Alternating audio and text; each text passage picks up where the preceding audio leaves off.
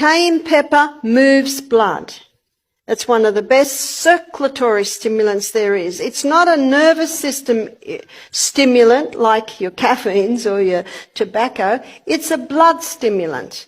And when you consider that the life of the flesh is in the blood, cayenne pepper is a wonderful healer. And you can put cayenne pepper with any other herb and it'll intensify its action.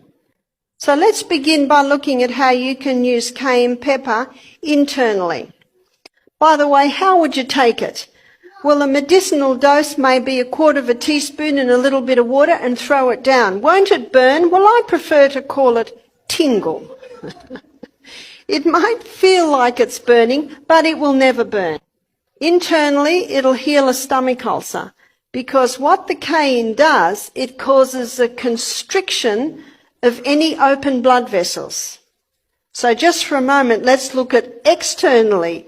If you have a cut, you pour cayenne pepper into it and it'll stop the bleeding. Broke my arm and my bones were sticking out, I'd be very thankful for a doctor to perform an operation to get my arm working again. But there are lots of little tiny bits and pieces that the natural remedies will fix.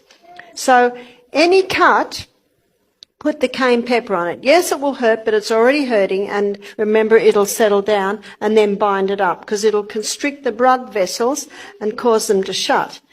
Now, internally, if there's a bleeding ulcer and you take cayenne pepper, won't it hurt? It'll give a little bit of a tingle, but it will never hurt, meaning it will never cause an ulcer. In the book Jethro Kloss, there's a doctor that says it's impossible to cause a lesion with cayenne pepper. Another doctor said, you cannot abuse cayenne pepper. It's impossible to abuse it. It's actually a very safe herb. It will never harm. You can also use it internally if someone has a heart attack. No need for aspirin.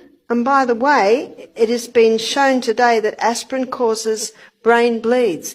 This is very, very safe with no side effects. Now, if someone is on warfarin or aspirin and they're a little concerned, I would suggest start taking 1/4 teaspoon 3 times a day. And most people, if they're on warfarin, they have to be tested, every few weeks or every month.